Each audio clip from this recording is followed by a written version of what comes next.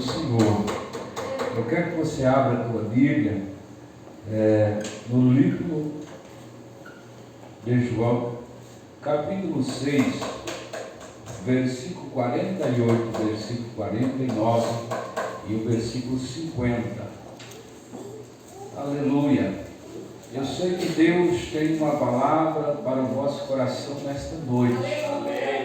Desde o início desse trabalho, eu estou ouvindo Deus falar conosco. Através dos hinos louvados e pela palavra intitulada para a abertura desse trabalho, uma palavra bastante importante.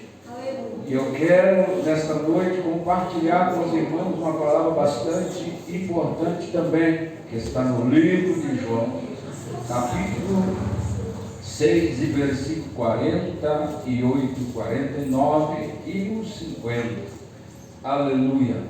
Bendito seja o nome do Senhor Jesus. Todos encontraram? Amém! Diz assim a palavra do Senhor: eu sou o pão da vida. Vossos pais comeram o maná no deserto e morreram. Este é o pão que desce do céu, para que o que dele comer não morrerá. Amém? Podeis assentar, amados? Eu, nesta oportunidade que o Senhor tem nos dado, eu sempre gosto de perguntar a Deus o que realmente o Senhor quer para a tua igreja. E em todos os momentos em que o Senhor me deu as oportunidades para mencionar a palavra do Senhor,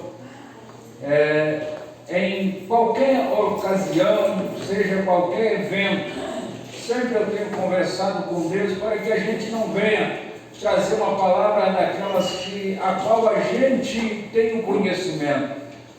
A gente tem que buscar a palavra de Deus para aquilo que o Senhor, por mais que a gente tenha o conhecimento da palavra, mas temos o argumento do que o Senhor quer que fala para a igreja.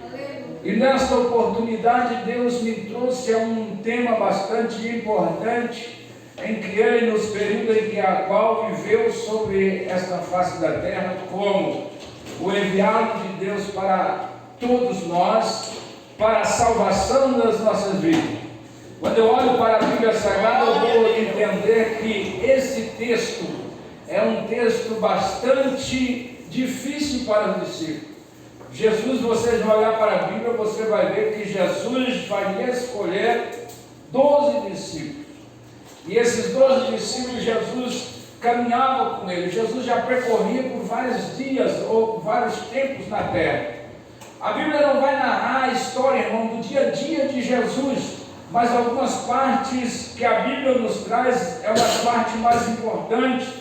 Não que as outras não seriam importantes, mas se fosse escrever a história de Jesus desde o dia em que ele nasce para até o dia em que ele morre, vai ser uma extrema escritura. Mas alguns pontos que nós podemos observar na Bíblia, nós vamos compreender que Jesus já havia muito tempo apregoado. Jesus já havia muito tempo trazendo a palavra. E quando eu olho para esta palavra de João, eu vou ver assim realmente uma palavra bastante importante que vai trazer uma intriga muito grande dentro dos próprios discípulos. Quando Jesus vai dizer essa palavra, eu sou o pão da vida. Aleluia. Ele vai fazer uma confusão na mente daqueles que a qual o servia. E o que eu acho importante, irmãos, que o Evangelho não vem para realmente só para nos fazer acreditar, ele vem para nos confrontar a situação que nós vivamos. Aleluia, é verdade. E quando isso vai acontecer entre os discípulos, eles vão realmente dar uma bugada na sua mente e vai começar a olhar para Cristo de uma forma em que, tipo assim, o que está acontecendo? O que o mestre está falando?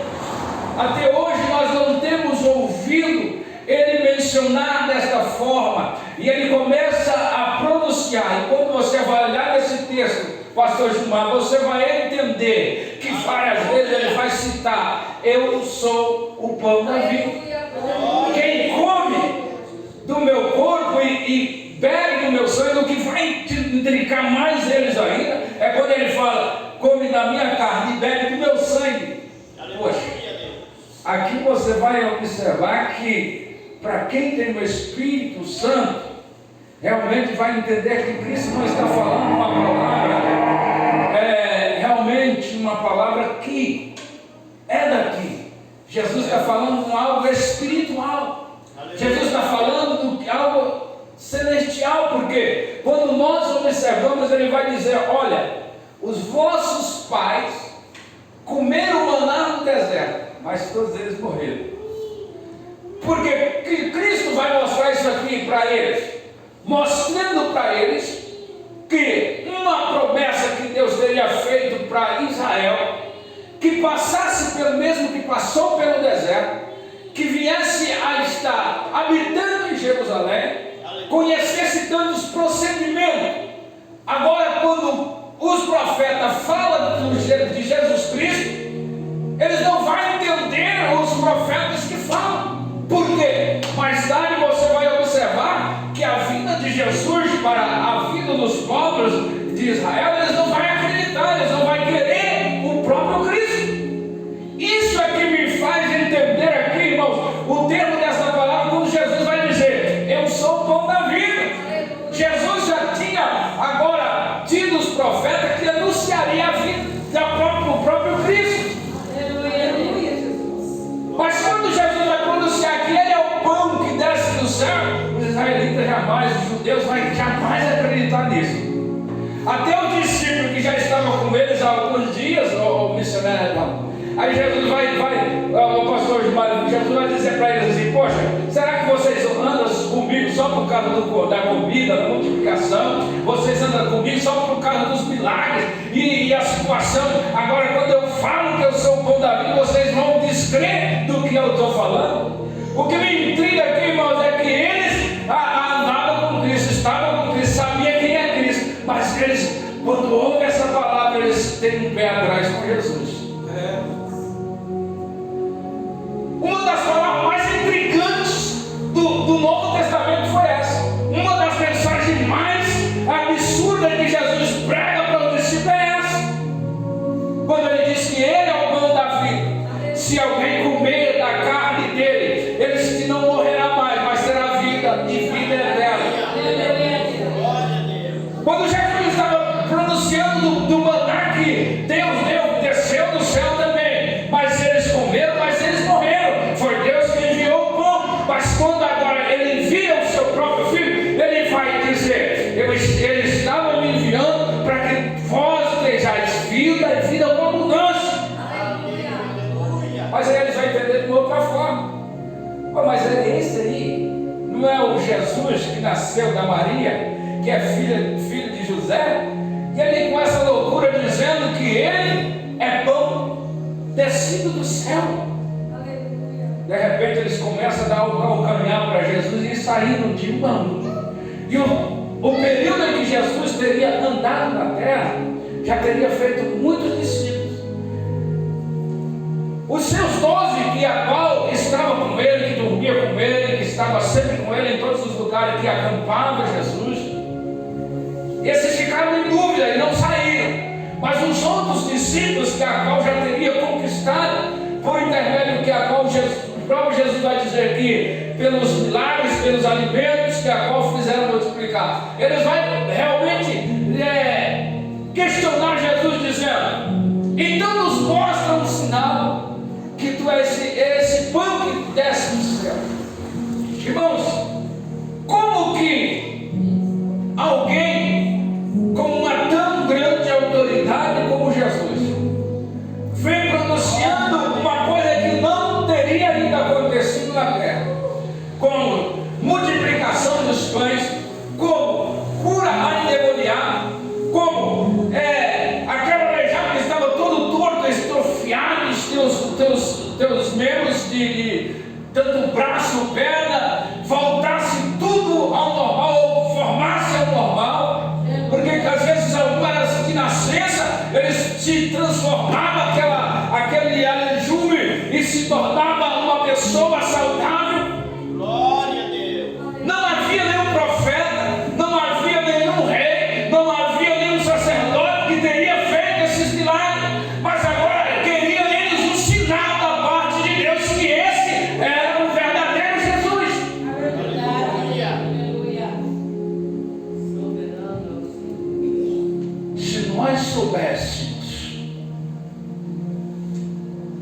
o quanto o poder de Deus é atuante no crer, nós seríamos os crentes diferentes, irmão. Verdade, Senhor Jesus. Porque crer é uma das coisas que nós mesmos não vemos, mas nós sabemos que realmente é.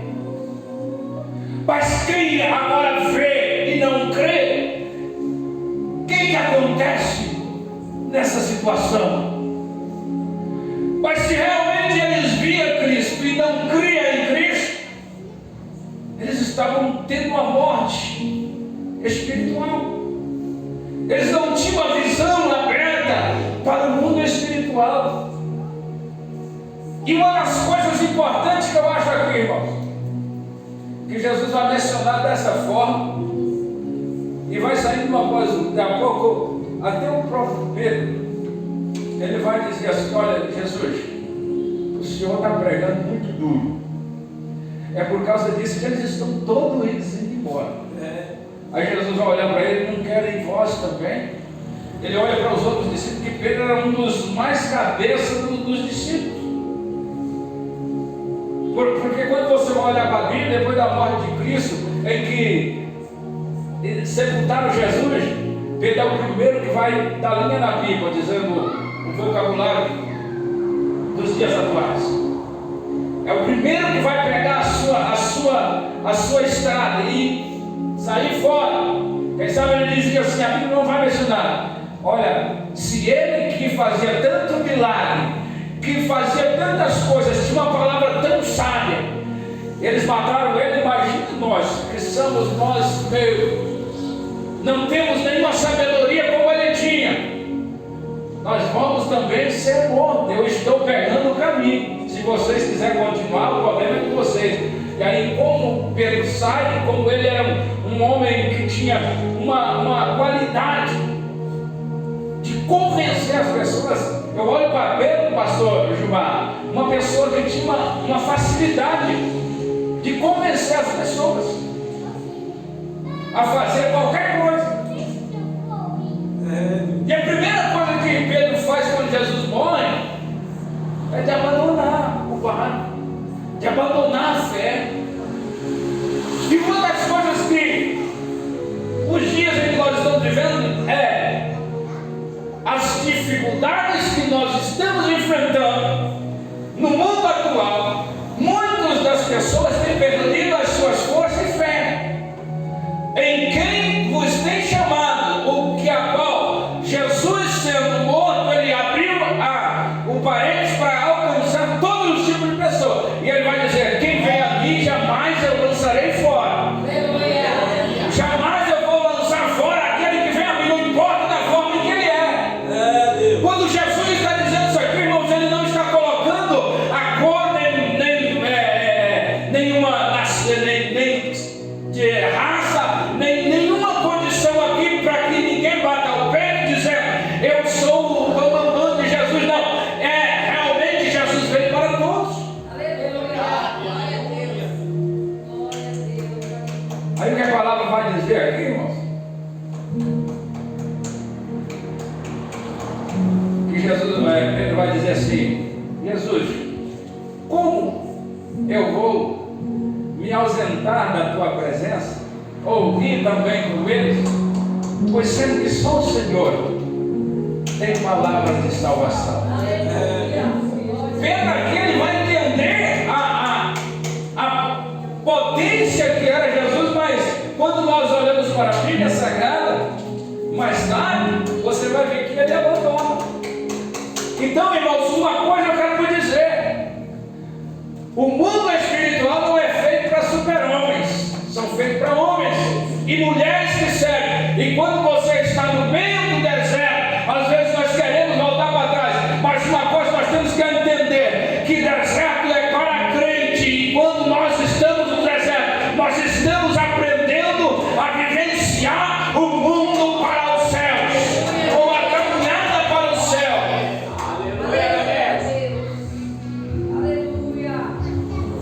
Quando nós não temos aflições, temos que dar uma olhadinha certinho. Se nós temos aflições, certamente nós temos alguma valia.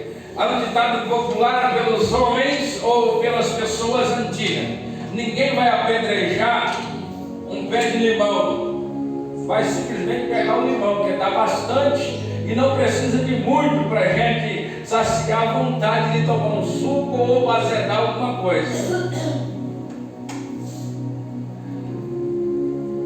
Mas ele é bom, o limão é bom. Mas agora, quando você acha um pé de laranja docinho, por mais que você enche, você fala: eu vou levar mais algumas. Quando eu me sentir desejo de chupar laranja, eu vou pegar e chupar laranja. E então esse pé de laranja vai ser sacudido. Eles vão, quem sabe, bater alguns galhos naquilo ali para que caia as laranjas, que os frutos que agora é bom caiam. Eu quero te dizer uma coisa: na mesma sorte somos nós, que muitas das vezes, quando nós temos um valor importante para Deus, o inimigo das nossas almas, até mesmo as pessoas que nos amamos, muitas das vezes nos traz palavra que nos faz cair ao nosso ego, e nós tornamos uma pessoa, quem sabe, vulnerável a certas situações. Mas o que eu quero dizer para você nesta noite: Jesus te ama. Ele te alcançou como alimento que a qual Ele é. Quando Ele fala que Ele é o pão da vida, eu me alimentei, você alimentou. O dia em que nós ouvimos a palavra da convenção, é uma só palavra, mas quando nós observamos, é uma só palavra, mas tem um grande poder. Ainda no mundo que nos oferece tantas coisas, uma palavra sequer convenceu o meu erro, a minha situação adversária daquilo que é de Cristo, a grande redenção. Eu quero te dizer, me convenceu. Aleluia. Glória a Deus. O 48 é um versículo pequeno do capítulo 6. Eu sou o pão da vida.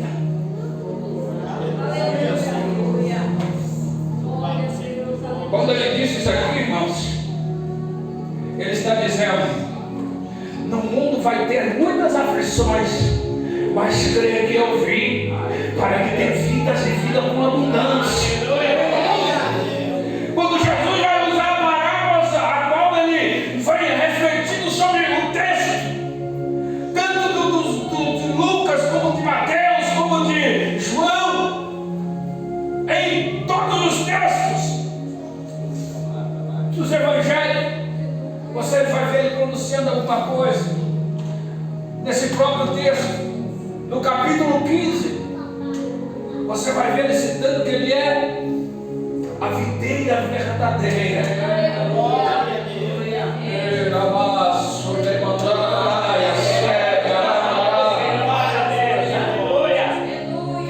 E quando ele se cita que ele é a videira,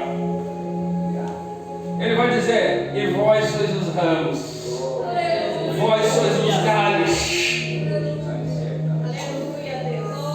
Você acha que se você não estivesse dando fruto, você não estaria passando por prova, irmão?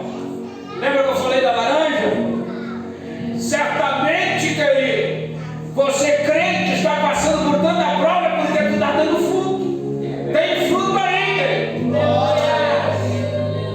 Porque se não tivesse fruto, o que é o dono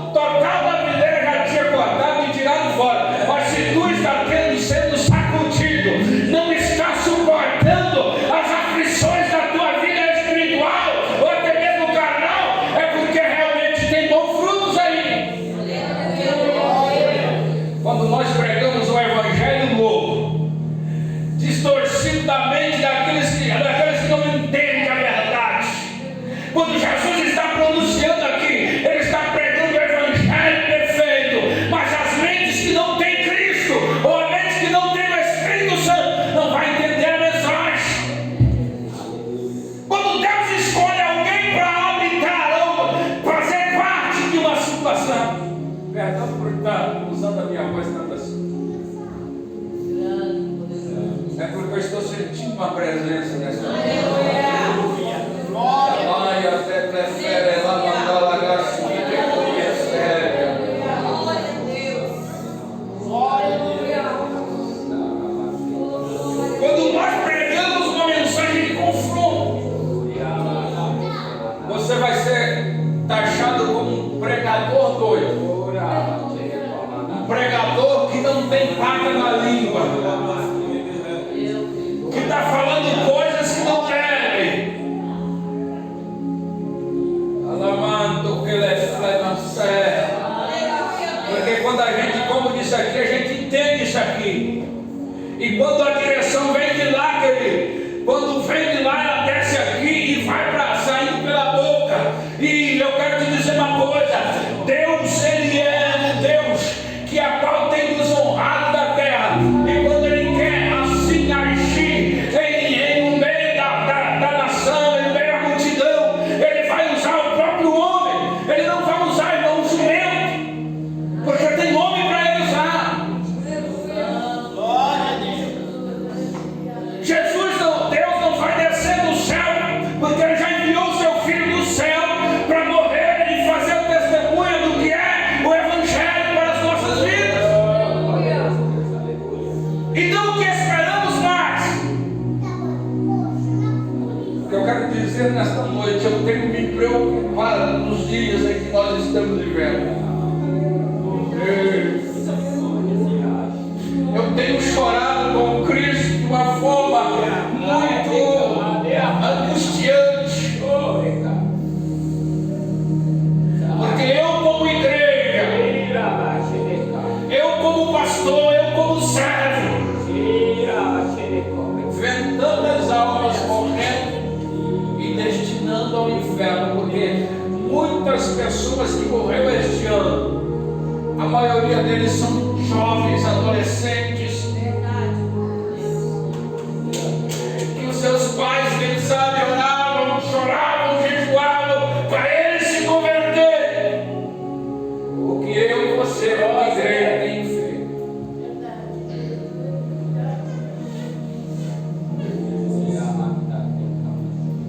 Aleluia. E eu tenho me culpado muitas das vezes. Eu estou com 14 anos na cidade de Milena, como pastor responsável da igreja do Cristo Rei. Como eu estou apresentando Cristo, como eu estou ofertando, ou que seja, apresentando o alimento que é Cristo. Aleluia, Senhor. E isso nos traz um desconforto diante daquele que nos chamou. Isso nos coloca em uma posição em que nós não estamos fazendo nada. Pregar entre quatro paredes é muito fácil. Tem muitos pregadores por aí achando que isso é vantagem. A maior vantagem não é você sair pregando em todas as igrejas, ter as suas agendas cheias, não. A maior vantagem é você realmente receber um convite de alguém que mora lá naquela rua escura, que ninguém gosta de ir lá porque tem pessoas ali de mau caráter e as suas visões para aquele lugar é de medo e temor. Mas se realmente você ir lá, você vai saber que tem ser humano, e quando você oferecer esse pão da vida, ele realmente vai se dobrar e se curvar e dizer: eu quero comer esse pão. Mas nós não queremos isso, nós queremos um lugar que tenha um lugar confortável para nós pregar, um microfone bom, com boa repercussão, de um fundo musical como esse. Não é bom, é comover o coração do irmão que já tem Cristo, é muito bom, mas eu quero te dizer, temos que pregar o Evangelho para aqueles que não conhecem. As ovelhas que já estão no aprisco é fácil. Ela já conhece, ela já tem o alimento sólido. Aleluia. Mas Glória. aqueles que não conhecem aí, é esses que nós temos que correr atrás. Jesus vai nos ensinar acerca do bom pastor. pastor, nesse próprio texto. Eu sou o bom pastor. O bom pastor dá vida pelas suas ovelhas. João, irmãos, quando João vai mencionar de Jesus, eu vejo João mencionando, porque a Bíblia vai dizer que o João era um apóstolo do amor. Então ele vai falar essas palavras. Quando você pega o texto de João, você vai conversar desde o primeiro capítulo até o último capítulo, João se expressando. Se você ler o texto com bastante atenção, você vai ver o entusiasmo de João falando de Jesus. Glória a Deus.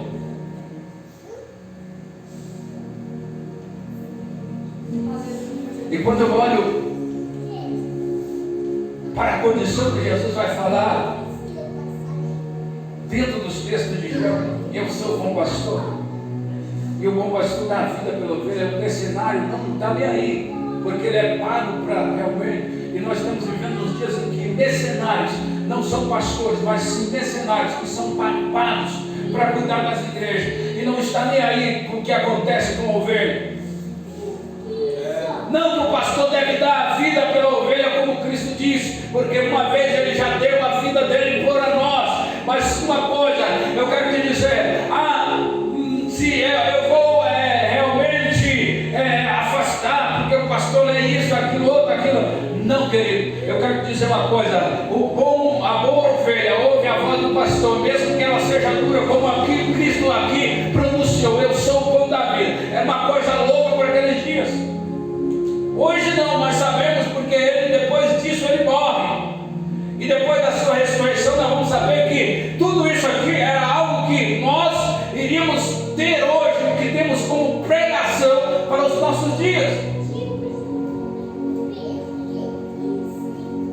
Mas para aqueles que agora não tinham conhecimento, quando Jesus vai dizer isso aqui, é uma palavra louca, é uma mensagem dura mesmo, é uma mensagem que não dá para ser convencido para quem já não tem o conhecimento.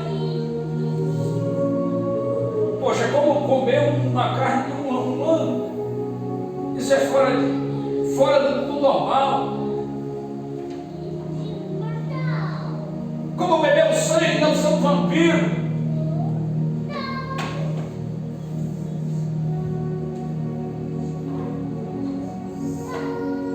Jesus, ele veio para pregar um evangelho de confronto. E quando às vezes dói na nossa consciência que nós não estamos agradando a vontade do próprio Deus, aí nós achamos que as coisas, quando alguém prega uma mensagem que parece de que nos corrige, nós achamos que é um pregador louco e que está querendo nos doutrinar. Não é o pregador, é a própria palavra. Glória a Deus. Aleluia, Senhor. Se nós não somos convencidos pela palavra aqui, querido, quem é o João, o Gilmar, o pastor Ismael, para falar alguma coisa você absorver e guardar no teu coração? Se você não absorve a palavra que é de Deus e que a qual faz grandes guaridas na sua vida, ei, quem é nós que chamados, escolhidos para simplesmente pronunciar? Você vai ouvir? Jamais.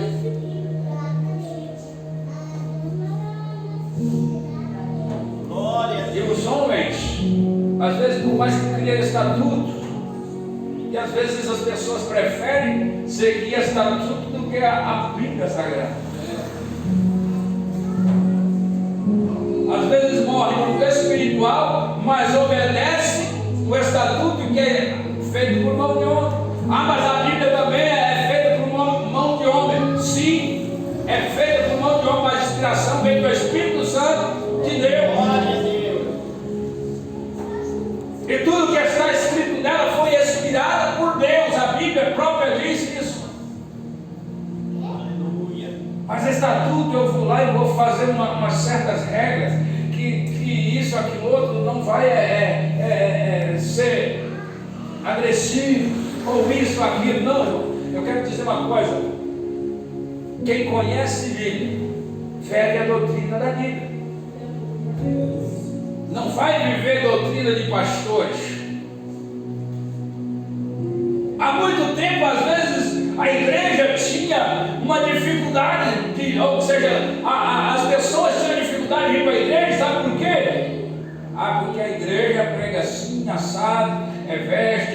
isso, aquilo outro, aquilo a mais. Querido, se você conhecer isso aqui, sabe o que vai te fazer converter em certas condições do seu modo de trajar, do seu modo de ser? É a Bíblia, não é pastor. Eu quando me converti, para me largar as minhas bermudas era difícil.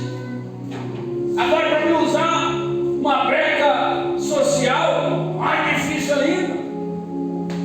Mas com o passar do tempo eu comecei a olhar para mim e falar, poxa Deus, como que eu vou ser o representante do Senhor da forma que eu estou vestido?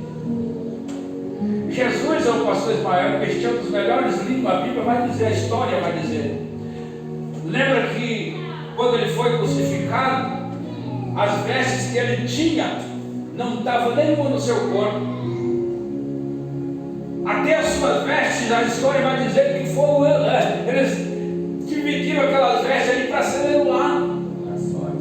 Lançaram sorte. Quem que ia tomar posse? Porque era vestes boas. Era um pano que havia na época bom. Quando falava de linho, na época era um tecido caríssimo. E Jesus vestiu das melhores vestes.